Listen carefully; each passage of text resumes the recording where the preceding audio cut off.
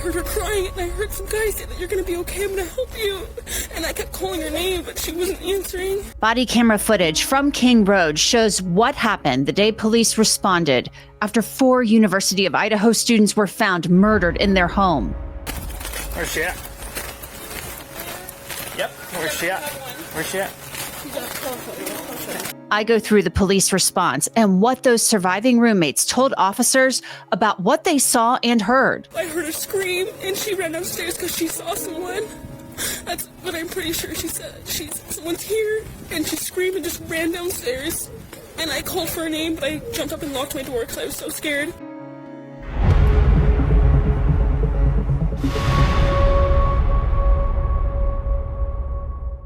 Welcome to Crime Fix. I'm Angenette Levy. For the first time, we are seeing what happened when Moscow police officers responded to King Road on November 13th, 2022. It was just around noon. Surviving roommates Bethany Funk and Dylan Mortensen called 911 because they couldn't reach their roommates, Maddie Mogen, Kaylee Goncalves, and Xana Kernodle. They also couldn't reach Ethan Chapin. We now know why they couldn't reach them. Evil had crept into their home earlier that morning, and for no reason at all, other than one guy wanted to dress up and play Ted Bundy, stole the lives of their friends. He's admitted to it now. He's in prison, and he'll be there for the rest of his life. Dylan and Bethany were young. They were just 19. There has been endless speculation about them on social media and their other friends. It's full of suggestions and conspiracy theories that they were involved in the murder of their friends, even with BK's guilty plea. But you're going to see and hear what they told police, and maybe that will give some people some understanding. The bedrooms in this video are redacted per a court order. We'll have more on that later. Moscow police officer Mitch Nunes was the first officer to arrive at 1122 King Road. He believes he's responding to a call for an unconscious person. Where's she at? Yep, where's she at? Where's she at? Yes. Where at? Up here? Up here. You got a call from them that someone, they're looking for normal, and I just came in checking in, and this is where this one. And I checked to see if she was breathing, and I didn't check her yet, but I'm pretty sure. 13.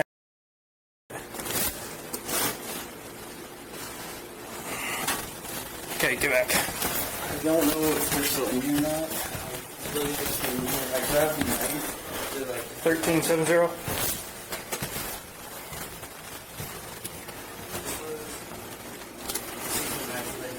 Okay, stay back there, please.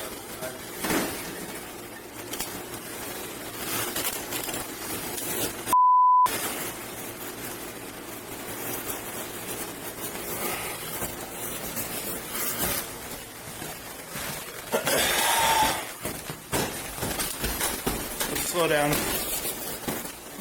Just come here. There's 2. Looks like fatalities.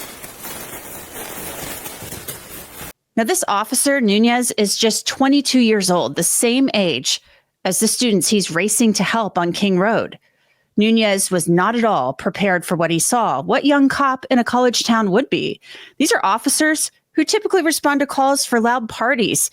And these officers had been to 1122 King Road before for noise complaints at parties. They'd poured out alcohol because the people in the house were underage. But this was different. Much, much different. Nunes was dispatched to a call for an unconscious woman. Instead, Hunter Johnson, Ethan Chapin's best friend, led him to Xana's bedroom, where Ethan and Xana had been attacked and brutally murdered. Hunter had seen this first and sent Bethany and Dylan out of the house.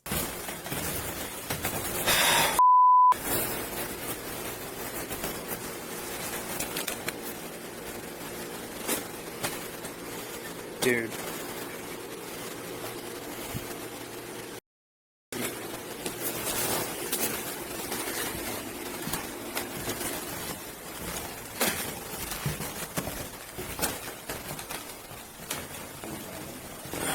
All right.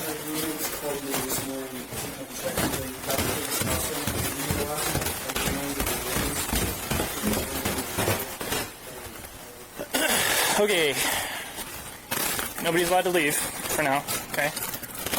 Just stay here for me, please.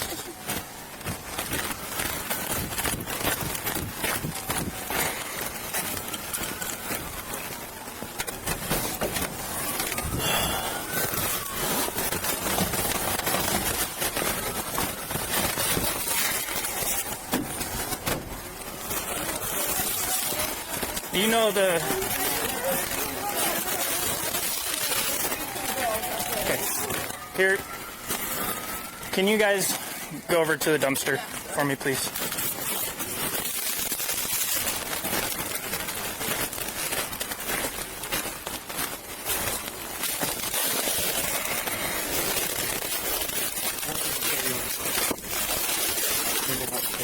Okay, let's clear it. Thanks for...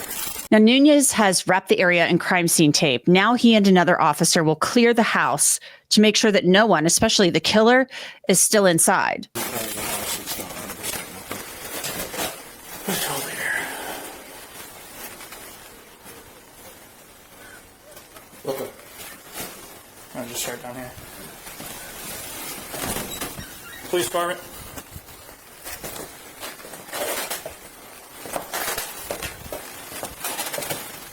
Police department.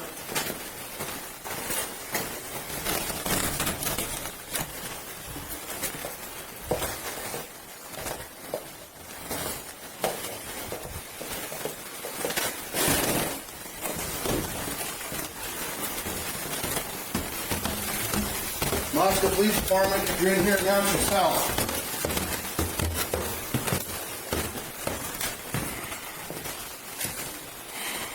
Moscow Police Department.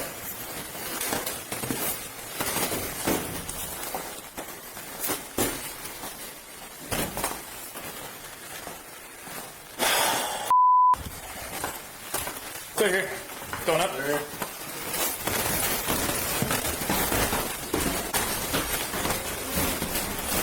Police department. We're on third floor, coming up.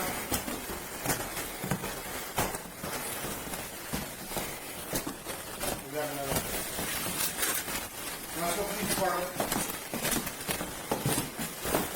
Dude.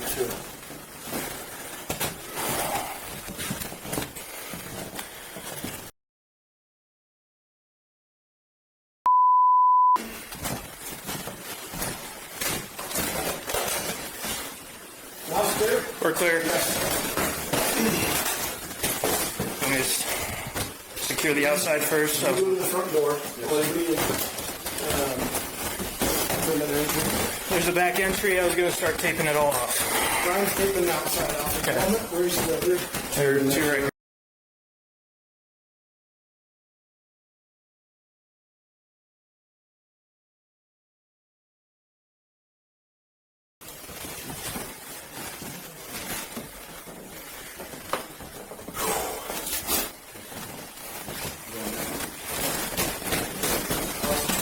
House was cleared. I already got. I got in there. Shut the door in there.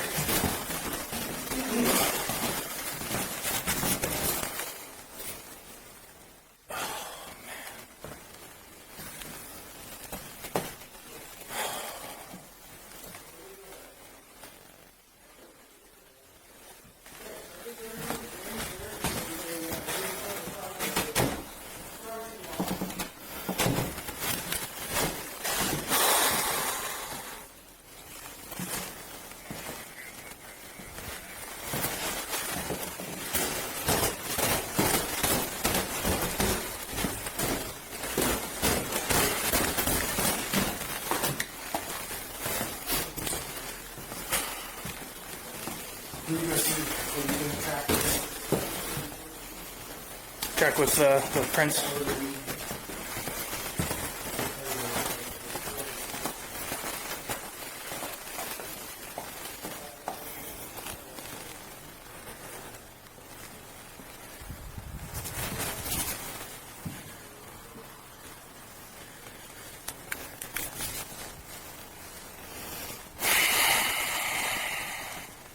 You heard Nunes sigh. You have to imagine he just can't believe what he and the other officers have walked into. This would be a shock even in a big city. Then Nunes goes to talk to the witnesses. The first one he encounters is Dylan Mortensen. This is one of the... Pretty much they were in the main room. I heard them dancing and laughing. Kaylee went upstairs and she screamed because someone was in the room and she ran downstairs. And I kept calling her name and she wouldn't answer. And then I saw the guy. I just locked the door and I ran downstairs, but we don't know what's going on. Can you come here with me, please? Nunes gets a blanket for Dylan and he continues to speak with her. How much have you seen in there? No, I don't really know. I just saw my friend when I called because we were so scared. We're like, can you please come help us? And that's all I saw. Told us not to go in. That man right there. That helped show you around. Or did go in there. Yeah, and that's when he told us he needed to call the cops right now. Okay. Do you mind just waiting over there for me, please? Okay. Now I overheard you talking about last night. Yeah. Okay. You know, the more we know right now, the better. We can start this process. Yeah. Somebody will probably be revisiting this interview with you very soon. Again, okay? So you're probably going to have to retell the story quite a bit. That's fine. All right. What do you remember seeing? What started? I remember I was in my room and I was trying to go to bed and I heard Kaylee, who ex-girlfriend, who also has a dog Murphy. Real fast. Which one was your room? Kaylee. Okay, so you're probably going to have to retell the story quite a bit. That's fine. All right. What do you remember seeing? What started? I remember I was in my room and I was trying to go to bed and I heard Kaylee, who ex-girlfriend, who also has a dog Murphy. Real fast. Which one was your room? Kaylee. Which one is your room? Oh. What room are you in?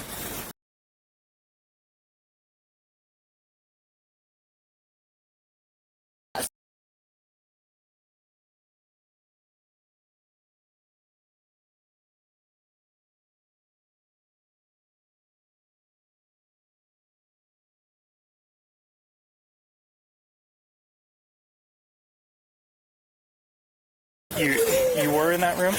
My room, not Xana's room. My room. And your room is this one right here? Next to the stairs. That one is Xana's room. Second floor room. Second floor. Okay. All I heard was I heard her go upstairs. Like, okay, I'm gonna go to sleep now because she's going upstairs. And you heard who go upstairs? Kaylee and the dog Murphy. And upstairs to the very top? Yeah, that's where her room is.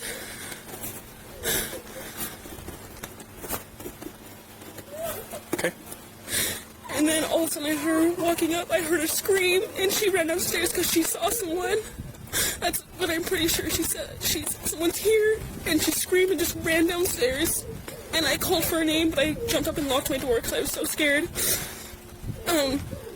And then I heard someone in the bathroom, and I heard her crying, and I heard some guy say that you're going to be okay, I'm going to help you. And I kept calling her name, but she wasn't answering. And then I opened the door for a second, and I saw this guy, and he was not insanely tall, but he was wearing all black and like this mask that was just covering his forehead and his mouth. And then I locked the door, and I called, and I didn't know what to do. This was at 4 a.m., yes. Okay. And so then I just ran down to You left here? Yeah, I left my room down to she's that one with the white blinds at the very bottom. Okay. I ran down there and we talked, and we just locked the door.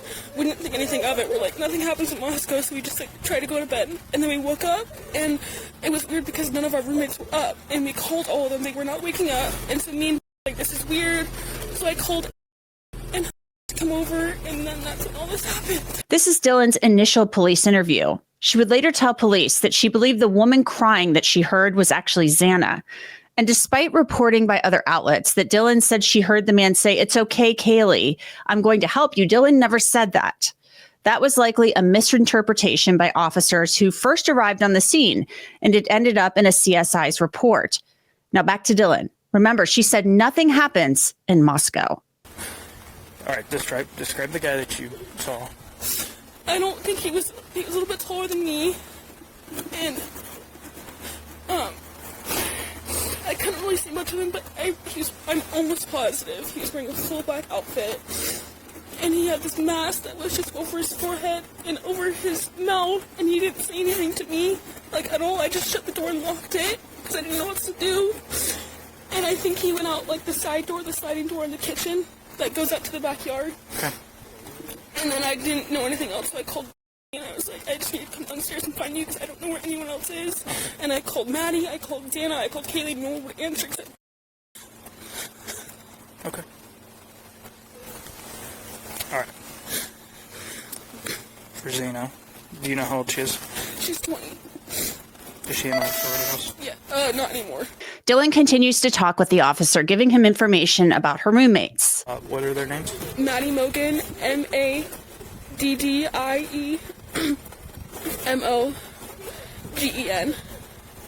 and then Kaylee, Kaylee.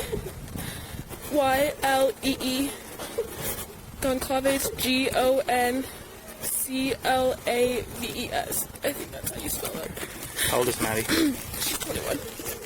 Or 21 or 22, I can't remember. They're both over 21, but I don't know exactly. I think so. How old is Kaylee? Over 21, I believe she's 21 or 22. Sorry, I don't fully remember. It's okay. You're doing great. Thanks. Okay. I'm asking a lot of you, so I appreciate you. Don't say anything. You're doing very well. Do you know if the other two girls are upstairs or not? Right now, what we got to do is we got to process this whole thing. That makes sense. I don't know what I'd be permitted to tell you That's fine. right That's now. Okay. fine. I understand. Okay, let's go back. I just want to make sure we're getting everything. So you're sure at about 4 this morning? Yes, it was 4:10. You first noticed a guy. Well, I first noticed Kaylee go upstairs and scream and run downstairs. So 4 this morning, went upstairs Yeah. to the way top. Yes, to her room with Murphy the dog. Okay. And then And you heard Kaylee scream? I heard her scream and run as fast as she could downstairs, and she said someone's here. She ran downstairs? Yes, I could hear it. You can hear everything. I'm not sure I heard her run downstairs really fast. And then I heard Murphy barking a lot. Okay. And then I heard her go into I think it was the bathroom, and I remember her sobbing, and I just remember hearing this guy's voice, and I didn't recognize saying, "You're gonna be okay, I'm gonna help you," but it wasn't like, I don't know how to explain it. Like, it wasn't in like a nice way, it was like a weird way, like a weird tone. You're gonna be okay. I'm gonna help you. Yeah. And you didn't hear anything from Kaylee anymore at that No, point? after that I didn't hear anything. So then I kept calling for her name. I called on my phone, I called Xana, Maddie, and Kaylee, none of them answered. So then I opened up the door to look, and that's when I saw the guy pass by. He looked at me, but he didn't come towards me or say anything, which was really confusing to me. I don't understand that. And I'm pretty sure he went out the side door. And then I called and said she thought maybe there was a fire or like a firework. We didn't know. She heard this loud noise and there was a light, I guess. Did you hear like a pop, like a bang? I don't know. Did you hear it bang? It's what she heard. Now, Bethany Funk is the one who told police that she heard what she thought was a firework and she saw a flash of light. She was in her first floor bedroom. And at this point, you heard that Dylan was asking whether her roommates were in the house, Maddie and Kaylee. Dylan then explained how she ended up in Bethany's room that morning. Okay. I don't think I ever heard a bang. I didn't think anything about fire or firework Or until gunshot I told her. or I don't anything. think I heard anything of that, but I also was kind of in and out of it because I was so scared and I was really tired. And that's when I called and I told her, I need to come to your room because she was the only one that was answering me. So I just ran down there, and for a second I stopped and I saw Xana passed out, and I thought maybe she was just like sleeping or something. I didn't think anything because I was so out of it. And I went into the room and we just fell asleep. And then we woke up this morning and no one was waking up at all. Like no one was answering, which was really weird because all of us wake up around like 9 or 10. And then I called to come check, and he came here first. And I told him what happened, and then he looked in the room and he said, "You need to get out and call the cops."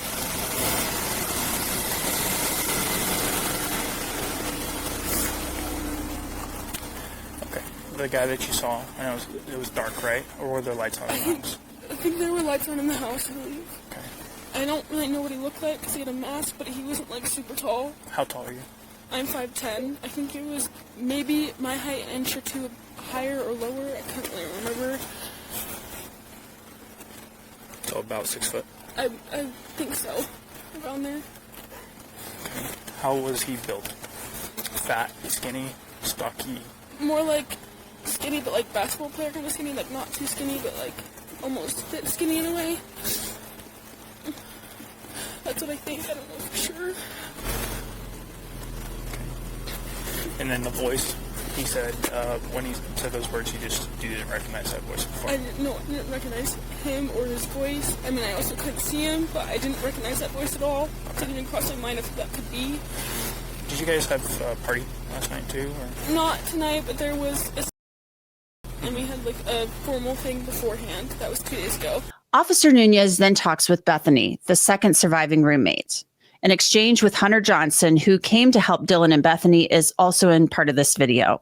Am I still allowed to go home soon? We can't hold you forever. Okay.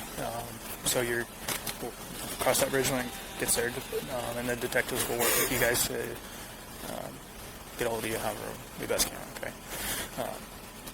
So you were here last night. What time frame were you here through now? Were you here the whole time? Yeah, pretty much. Okay. What time did you get here last night? Can I check? Yeah. And while you do that, I'll turn off my lights here. I'll be right back.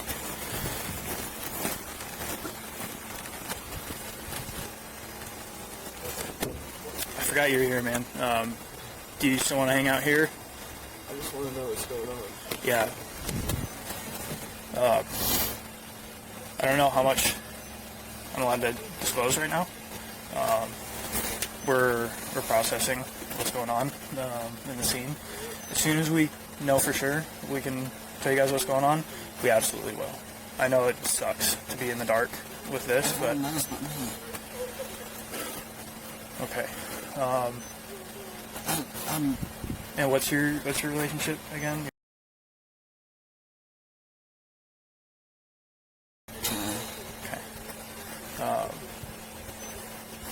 Yeah, man. As soon as I know we're able to fill you in on what's going on, we'll let you know. Okay. Like I said, you're welcome to get out at any point. If you want to hang out in here, you can because it's warm. If not, if you want to hang out with them, you're gonna hang out outside too. Okay. Tell you what, I'll just crack the door. I'll try to not lock it on you, so if you need to get out. Water dishes? We can start. Yeah, we can see if somebody can bring some of that stuff by. Okay.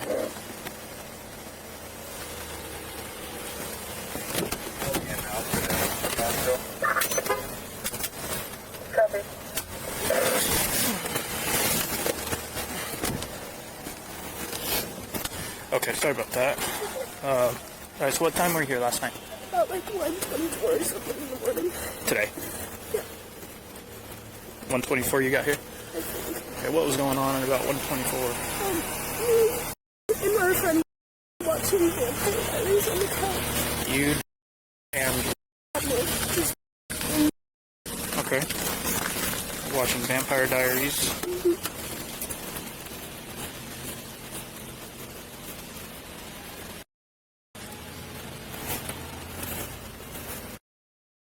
Yeah.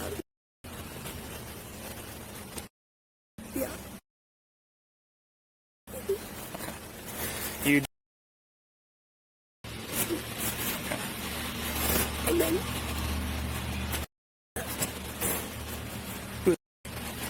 this is one of my friends. Okay. I'm sitting over there. That you just talked. Oh, okay. All female. Yes. Alright. Okay, so you guys watching Vampire Diaries out in this main, the second level? Okay, and then for how long? I don't know. And then Maddie and Kaylee came home from the club. And then we all hung out in Kaylee's room for a little. So Maddie and Kaylee were at the club? Yeah.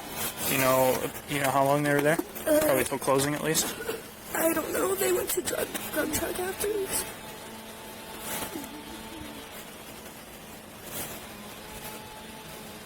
Grub truck. Okay. And then they came home at about what time?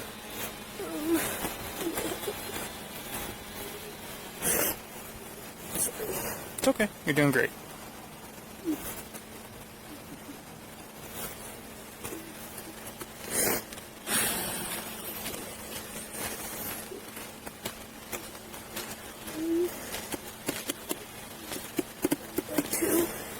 So they did get home at 2? Ish. How do you know that? I just have a picture in Kaylee's room with Murphy.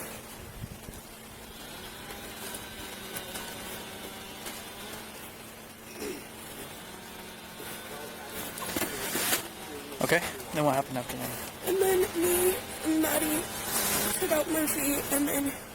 Murphy's the dog? Yeah. Okay. And then I went inside to go to bed, and she was still taking him out. And then I was in my bed, like, about to go to sleep, and Maddie just said that she lost Murphy. Like, she was, like, and was wondering if he was with me, and I just said no. And then I went to bed. And what time do you think you fell asleep? Maybe 2:33.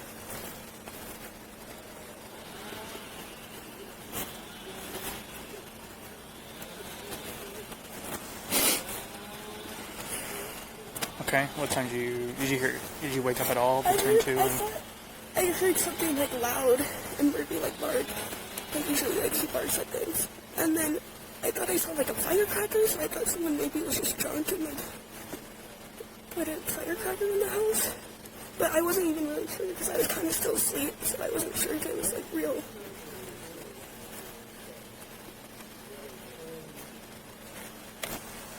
Okay. So, I'm sorry, I had listened to a couple things at a time. Loud, you thought you saw a firecracker because of a quick flash? Yeah, through like my door, but I was like still half asleep, so I don't know if it was like real. I thought it was maybe a dream.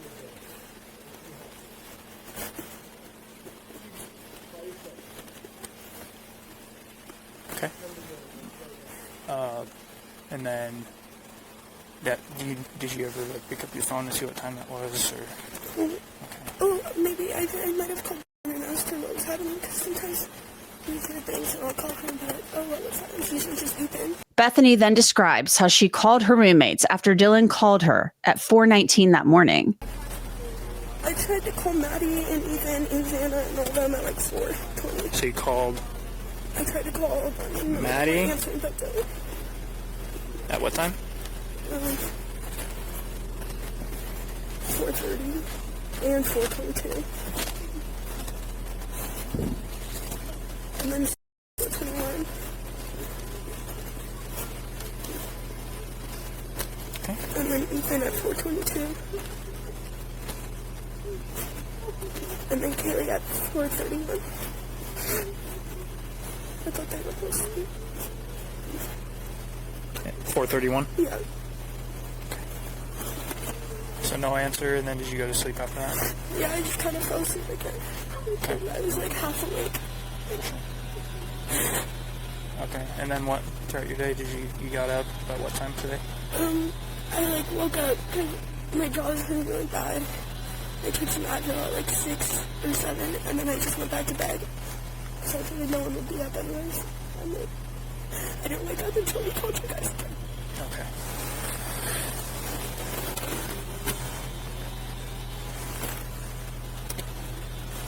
Moscow 70, could I get the time this call was generated?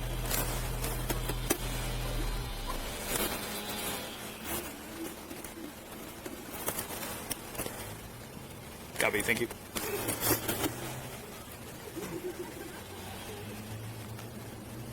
Alright. Do you remember seeing anybody in there that I wouldn't was just belong? downstairs the whole time with my door locked. So that's why I always think of it. So I'm scared.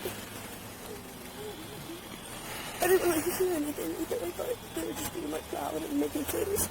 It's pretty typical. While this is going on, Ethan's siblings had arrived and learned that their triplet sibling was dead. The responding officers talk about next steps. Do we want to shut this down so Travis not rolling through? Probably. I can do that. All right. Thanks, Darren. All right. Sounds like there possibly was one doctor or firecracker. Okay. We haven't seen any obvious gunshot wound here, so we don't need anybody. And then, what did your lady say about someone coming in, seeing somebody come in? 4, she saw a guy masked, about 6 foot, skinny build like a basketball player, she described. Said that he had a just full black mask, see, like a ski mask. What time? At about 4. Immediately after, she yelled and said, "There's someone in the house." This girl ran, locked herself in her room, could hear a roommate that was upstairs, Kaylee. Somehow she was able to discern that it was Kaylee screaming. Then she could hear this masked man saying, sorry. Let me call Brett. She could hear him say, you're gonna be fine, I'm gonna help you. Is there anything else you want from me for now? I can start heading back. Yeah, So, start okay, search warrant, as far as the search warrant goes. Good description of the place. Okay. Get a couple photos and describe everything. Okay. What are you doing?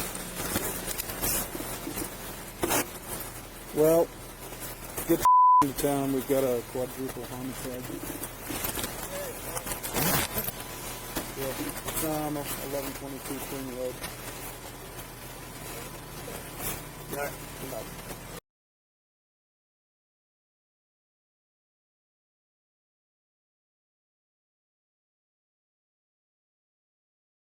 Yep, sounds good. And then I gotta grab my phone. You're looking for any shell casings, knives, or just any indicia weapons used? Weapons, signs of force, or tools to break into building, electronic devices, etc., etc. Okay. I'll Main thing is start getting the rough. Just get the body of it. Okay. This date, this time, we were dispatched here. Okay. Prosecutor, when you get a hold of the on-call prosecutor, tell them what we got. Let them know that you're working on a search warrant and the nature of it, and then we'll go from there. They'll have a long list. Okay. Do you want these are the victims' names? I don't need them at this point. Okay. I'm going to probably do a quick walkthrough and then go back. Okay. I'll meet you at 2 weeks. The loss of Maddie, Kaylee, Xana, and Ethan has been indescribable for their parents and their other family members. The pain of losing a child, especially in this way, to murder, is never going to go away. The release of blurred crime scene photos a couple of weeks ago by the city of Moscow upset Maddie's parents and the Chapins. Maddie's mother is seeking a permanent order asking the city to be barred from releasing any more images of Maddie's bedroom. The Chapins are joining the lawsuit. There's a temporary restraining order on the release of those images right now. I spoke with the attorney for Maddie's mother, Karen Laramie, about the legal action they are taking. Here's Leander James. Well, I've been the pro bono attorney for Karen and Scott, Maddie's mother and stepfather, for more than 2 years now, and have been sort of navigating them through the case, the criminal case, and their involvement in it, and our involvement in working with the prosecutor.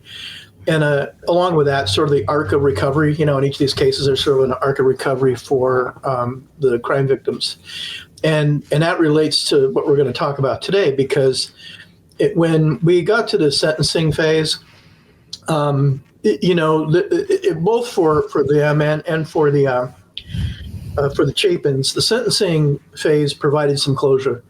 Mr. Miller was sentenced, the door slammed behind him. He went to prison for the rest of his life. And that gave him a chance to sort of breathe and the ability to move on. Now, at the same time, the judge lifted the gag order that had stopped any information from going out. So here we have the city of Idaho, and I wouldn't say it's the police that are releasing these photos. It's the city that was releasing them. And they started to release photos without giving us notice or even the prosecutor notice. Prosecutor didn't even know. In fact, I found out when the prosecutor called me to alert me that the city was releasing or getting ready to release photos. And at that point, I only represented Karen and Scott. Karen asked me, and I was more than willing to do it, to file a what's called an injunction along with a temporary restraining order to stop the release of these photos. Now, an injunction is asking a judge to stop someone from doing something.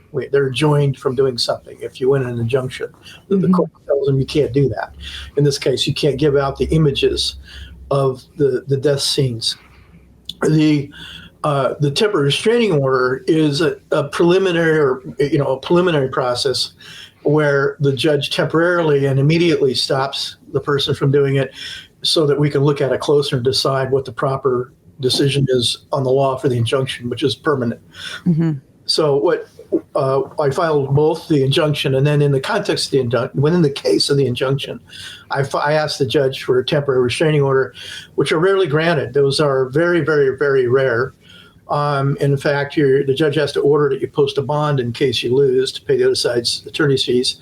I asked the judge to grant that and to also set the bond at $0, which she did. She did both. She granted the temporary restraining order, preventing the pictures from being released any further from the city, including the images, including the body camera images of the first officers on the scene.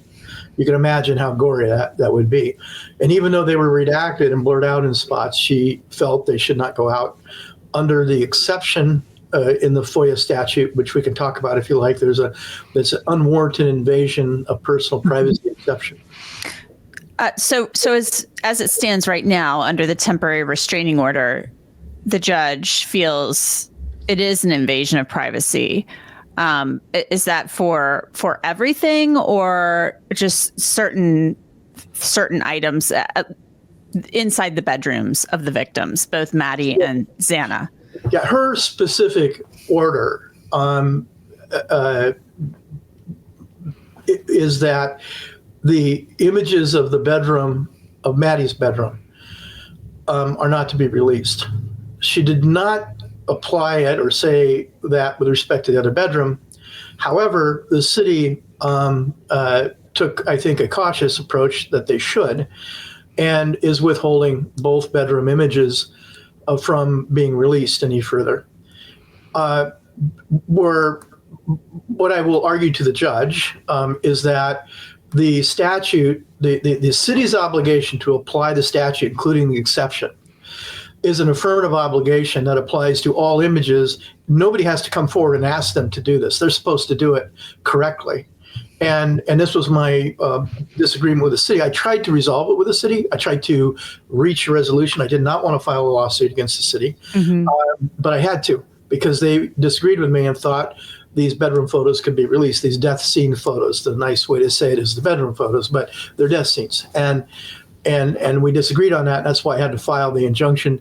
I will be asking the judge to apply it. Of course, now that I represent the Chapins, and they will join the lawsuit. They haven't yet, but they will in the coming days become plaintiffs in the lawsuit. I will ask that it be it apply to both bedrooms, and and I think it should already, because again, the affirmative duty of the city to follow the statute.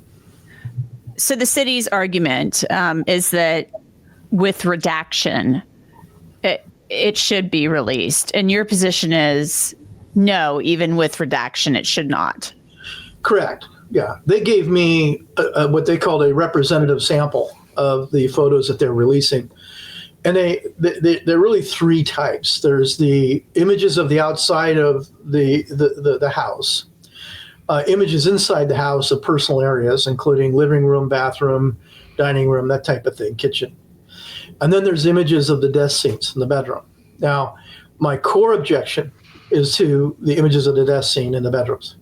Now, for my clients and for the parents and the family members, it's distressing to have any of these images out there, right? This whole thing to continue to be perpetuated in the press is distressing. And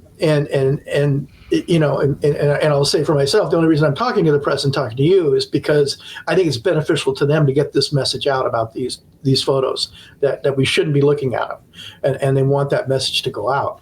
But for the most part, they would like to move on with their lives. And but coming back to the images, you have the outside images, which were really, those are going to be released. You can't really stop that. They're not arguably not objectionable.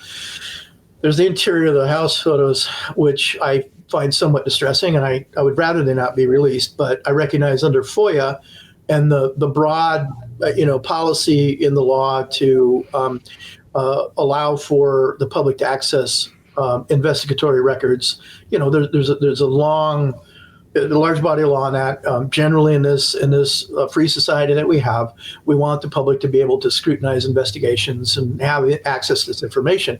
But there are these narrow exceptions, and the one here, the unwarranted invasion into personal privacy.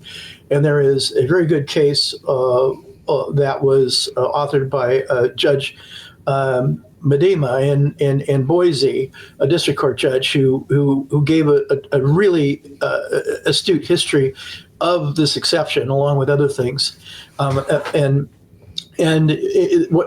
takeaway is from that case is that death scene photos infringe upon releasing them as an unwarranted invasion into the privacy of the family members. That's the bottom line, and that's what I argued to the court.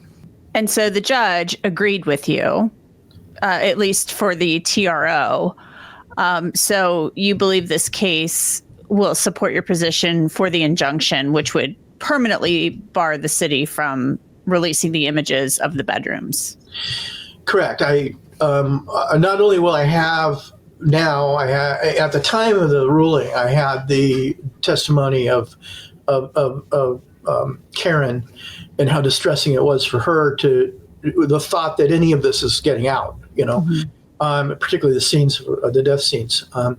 And I guess one of your questions touched on this, and I want to emphasize, even though they're blurred out and redacted in parts, there's gruesome stuff in there. I saw them. I was given a representative sample, and that in the sample I had, there were these death scene photos that were just gruesome as could be, even though it's sort of blurred out. It's almost even worse when it's blurred out because you get your mind to, you can kind of see what's in there in the blurred part, and the non-blurred part, there's gruesome stuff. So, in the end of the day, the judge looked at the same photos and ultimately ruled in our favor. And for the preliminary injunction, we'll see what happens, or a temporary restraining order, we'll see what happens with the injunction. Mm-hmm. But I began to say when I filed it, I had Karen's testimony. Now I have the Chapins that I'm representing. I have their testimony, including their daughter, Maisie, who wanted to be a party to the case. So we will be providing that testimony. And I also have other testimony out there that I'm going to present that will be, I think, strong evidence in favor of protecting these photos. Mm-hmm. Are you able to share what that is at this time, or? Well, I'll just say this much. I expect to have a declaration from someone in your industry, in the media, that will speak to this.